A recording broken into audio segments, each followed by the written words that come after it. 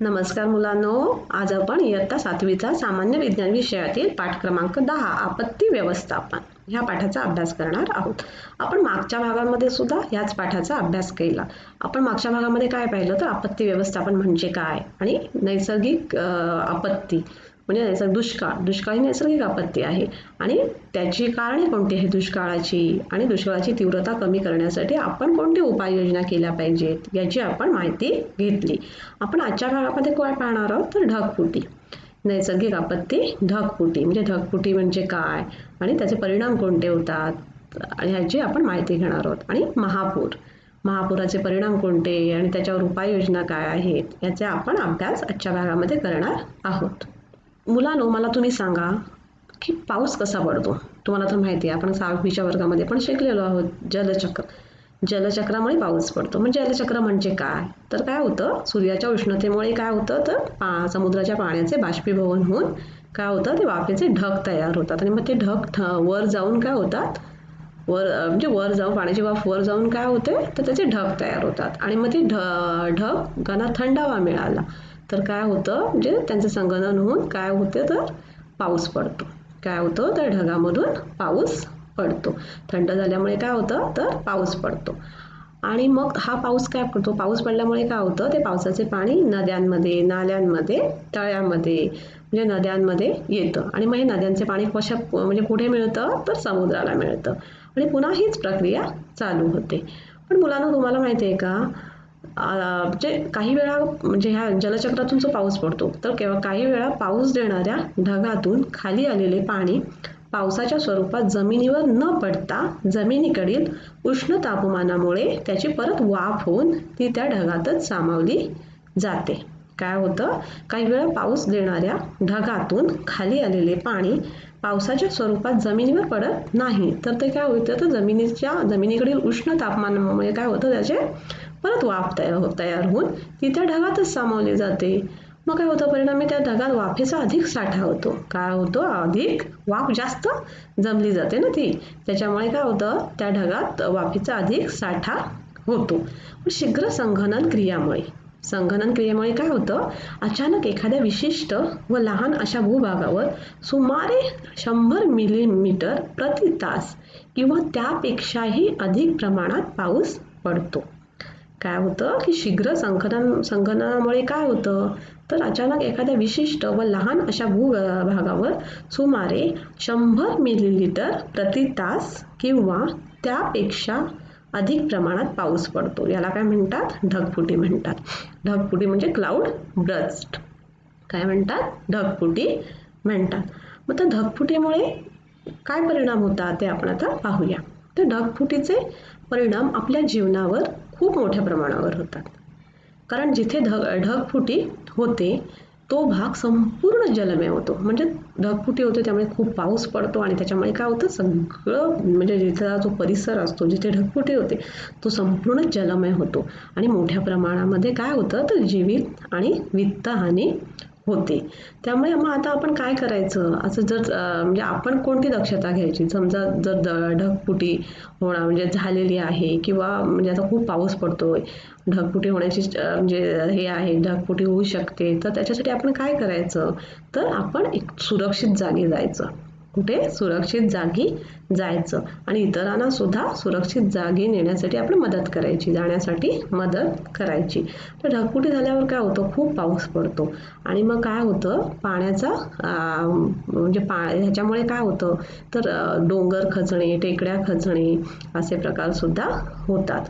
आणि ढगफुटी झाल्यामुळे खूप पाऊस असल्यामुळे काय होतं तर वरून म्हणजे डोंगरावरून काय होतं डोंगरावरून सगळं पाणी कुठे येतं तर डोंगराच्या पायथ्याशी येतं. म्हणून आपण डोंगराच्या पायथ्याशी जाणं टाळायचं. पुन्हा समुद्राच्या किनारी जाणं टाळायचं, नदीच्या किनारी जाणं टाळायचं.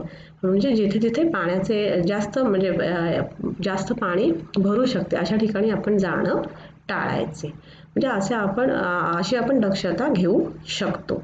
तुम्हाला हे माहित आहे का की 6 ऑगस्ट 2010 रोजी अशी ढगफुटी लडाखमधील लेह येथे झाली होती. कुठे तर लडाखमधील लेह येथे झाली होती. 26 जुलै 2005 रोजी मुंबईमध्ये झालेल्या ढगफुटीची घटना इथं सर्वांच्याच लक्षात राहणारी आहे आणि अंगावर काटा आणणारी सुद्धा आहे. त्या दिवशी 8 ते 10 तासामध्ये सुमारे 950 मिलीलीटर म्हणजे 37 इंच इतका पाऊस पडला होता आणि संपूर्ण मुंबई जलमय झाली होती. सगळ्यांच्या घराचे पहिले तळमजले ते सगळे पाण्याने भरले होते. त्यामुळे सगळ्यांचे संसार उद्ध्वस्त झाले होते. सगळ्या ज्या वस्तू घरामधल्या इलेक्ट्रिक वस्तू त्या सगळ्या खराब झाल्या होत्या. सगळ्या त्यांच्या घरातल्या वस्तू म्हणजे अशा अक्षरशः वाहून गेल्या होत्या आणि त्यामुळे सगळ्या लोकांचे संसार उद्ध्वस्त झाले होते. मग ढगफुटी ही सुद्धा एक नैसर्गिक आपत्ती आहे. पण ही म्हणजे त्याच्यासाठी आपण म्हणजे काही दक्षता किंवा आपण म्हणजे सुरक्षित जागी जावी अशा ज्या काही आपल्याला जेवढ्या म्हणजे दक्षता घेता येतील तेवढे आपण दक्षता घेतली पाहिजे. त्यामुळे आपण आपले प्राण वाचवू शकतो. आपण आपल्या प्रियजनांचे प्राण वाचवू शकतो. आपण बाहेर पडायचं नाही. ज्यावेळी खूप म्हणजे विजा चमकतात, अशा खूप पाऊस येतो त्यावेळी आपण घरात राहणंच योग्य ठरतं. तर महापूर महापूर फ्लड. महापूर ही काय आहे तर खूप पाऊस पडला समजा, अतिवृष्टी आहे किंवा नदीकाठी म्हणजे जिथे नद्या असतात आणि मग तिथले आजूबाजूचे जे प्रदेश असतात तिथे नेहमी पावसाळ्यामध्ये काय होतात तर महापूर येतात. कारण नदीची पात्र पूर्ण भरतात आणि त्यामुळे त्या आजूबाजूचे प्रदेश हे नुसते म्हणजे तिथे सगळं जलमय होऊन जातं. म्हणजेच काय होतं तर महापूर येतो. मग आता महापूर ही संपूर्ण जगात वारंवार उद्भवणारी नैसर्गिक आपत्ती आहे. काय तर महापूर ही संपूर्ण जगात वारंवार उद्भवणारी नैसर्गिक आपत्ती आहे. तर अतिवृष्टीमुळे काय होतं, एकाच ठिकाणी अधिक प्रमाणात जमा होणारे पाणी नदीच्या पात्राबाहेर जाते. काय होतं तर अतिवृष्टीमुळे एकाच ठिकाणी अधिक प्रमाणात जमा होणारे पाणी नदीच्या पात्राबाहेर जाते तेव्हा पुराचे संकट ओढवतं. काय होतं पुराचे संकट तेव्हा ओढवतं. बेसुमार पाऊस झाला की मोठ्या शहरातील पाणी निचरा करणारी व्यवस्था अपुरी पडते. तर मुंबईमध्ये तर तुम्ही पाहिलं तर दरवेळी पावसाळीमध्ये काय होतं तर अशा ठिकाणी म्हणजे असे खूप पाणी सगळ्या म्हणजे शहरामध्ये खूप पाणी होऊन जातं आणि पाणी निचरा करणारी अपुरी म्हणजे व्यवस्था तिथे अपुरी पडते आणि त्यामुळे काय होतं तिथली गटारे तुंबतात, पाणी रस्त्यावर पसरतं आणि आसपासच्या परिसरात व घरात पाणी शिरतं आणि मग लोकांचं खूप नुकसान होतं. त्यांचा सगळा संसार वाहून जातो. तर आता महापुरावर आपण काय संरक्षणात्मक उपाय काय करू शकतो म्हणजे काय करू शकतो तर डोंगराळ प्रदेशात लहान लहान धरणे बांधणे. काय तर डोंगराळ प्रदेशात लहान लहान धरणे बांधणे, पाझर तलावांची निर्मिती करणे, नद्यांचे पात्र कृत्रिमरित्या सरळ करणे, नवीन जंगल लागवड करणे म्हणजेच काय तर वृक्ष तोड न करणे आणि वृक्ष लावणे, वृक्षारोपण करणे. वृक्षारोपण केल्यामुळे काय होतं तर जमिनीची धूप थांबते आणि त्याच्यामुळे काय होतं आपलं जे माती वगैरे आहे ती वाहून नदीच्या पात्रामध्ये जात नाही आणि त्यामुळे नदीची पात्र ती भरत नाहीत आणि मग नदीची पात्र भरल्यामुळे काय होतं असे महापूर येतात. नद्या जोडणे हे आपण म्हणजे संरक्षणात्मक उपाय करू शकतो. आणि महापुराचे परिणाम काय माहिती आहेत का तर महापुरामुळे काय होतं तर महापुरामुळे सगळे म्हणजे सगळे जनावरं माणसं वाहून जातात. माहिती आहेत ना तुम्हाला, सगळे जनावरं माणसं वाहून जातात. दळणवळण सगळं पूर्ण बिघडतं आणि काय होतं नंतर आपण हे प्राणी वगैरे मरतात आणि मग महापूर म्हणजे पाणी ओसरल्यानंतर वगैरे आपल्याला अनेक आजार होतात, साथीचे आजार येतात. असे आपल्याला महापुराचे परिणाम सुद्धा भोगावे लागतात. तर कुठले परिणाम आहेत हे मी इथे सांगितलेच आहे, तुम्हाला मी आता बोललेच आहे, तरी पण मी एकदा तुम्हाला सांगते की मोठ्या प्रमाणावर काय होते जीवित आणि वित्तहानी होते, जमिनीची धूप होते, पिकांचे अमाप नुकसान होते, पूर ओसरल्यानंतरही आजार रोगराई यामुळे काय होतं लोकांचं आरोग्य खालावते. म्हणजे काय जमिनीची धूप होते त्यामुळे काय होतं झाडं सगळी पडतात, पिकांचे अमाप नुकसान होते, त्यामुळे अन्नधान्याचा आपल्याला तुटवडा होतो. तेव्हा म्हणजे खूप बेकार परिस्थिती निर्माण होते आणि पूर ओसरल्यानंतर सुद्धा मग आजार रोगराई साथीचे म्हणजे रोग असे म्हणजे आरोग्याचं सगळं आरोग्य आपलं सगळं खालावतं. तर तुम्हाला माहिती आहे का मुलांनो की भारत सरकारने राष्ट्रीय पूर आयोगाची स्थापना 1976 साली केलेली आहे. कोणी? तर भारत सरकारने राष्ट्रीय पूर आयोगाची स्थापना 1976 साली केलेली आहे. पूर नियंत्रणासाठी विशेष प्रयत्न या आयोगामार्फत केलेले आहेत. तर हे पूर येतात, मग ते पूर नियंत्रणासाठी काय विशेष प्रयत्न केलेले आहेत या आयोगामार्फत. राष्ट्रीय स्तरापासून ते गाव पातळीपर्यंत पूर नियंत्रणासंदर्भात आराखडा तयार केलेला असतो. या आराखड्यामुळे काय होतं, मोठ्या प्रमाणावर वित्त व जीवितहानी टाळता येते.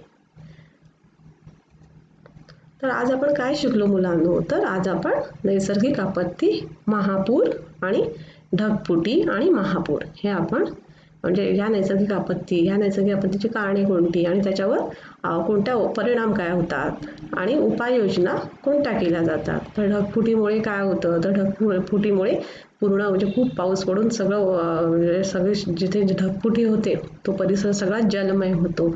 त्याच्यामुळे काय होतं, त्याच्यामुळे माणसं, झाडं, प्राणी ह्यांचे हे मृत्यू पावतात किंवा वाहून नेतात. मग अशा वेळी आपल्याला काय केलं पाहिजे, तर आपल्याला सुरक्षित ठिकाणी राहिलं पाहिजे आणि आपल्याला इतरांना मदत केली पाहिजे. पुन्हा आपण म्हणजे आता डोंगर पायथ्याशी नाही राहिलं पाहिजे, या नदी किनारी किंवा म्हणजे समुद्रकिनारी जायला नाही पाहिजे. म्हणजे अशी आपण काळजी घेतली तर आपण आपला जीव आपण वाचवू शकतो. महापुरामध्ये सुद्धा तसंच असतं. महापुरामुळे काय होतं, तर नदीचं पात्र भरल्यानंतर काय होतं, सगळ्याकडे पाणीच असतं आणि महापुरामध्ये अनेक लोकांच्या घरामध्ये पाणी जातं आणि अनेक लोकांचे संसार उद्ध्वस्त होतात. मग असे महापुराचे हे परिणाम आहेत. त्याच्यामुळे काय आपण उपाययोजना केल्या पाहिजे, जे जमिनीची धूप थांबवली पाहिजे, म्हणजे वृक्षतोड आपण थांबवली पाहिजे आणि त्याच्यावर आपण काही उपाय केले, धरणे बांधली पाहिजे, पाझर तलावे बांधली पाहिजे. असं करून आपण महापुरापासून आपण वाचवू शकतो. म्हणजे महापूर येण्यापासून आपण प्रयत्न करू शकतो. आपण पुढच्या भागामध्ये काय पाहणार आहोत, तर पुढच्या भागामध्ये आपण नैसर्गिक आपत्ती, वीज पडणे, सुनामी आणि भूकंप याच्याबद्दल माहिती पाहणार आहोत. धन्यवाद.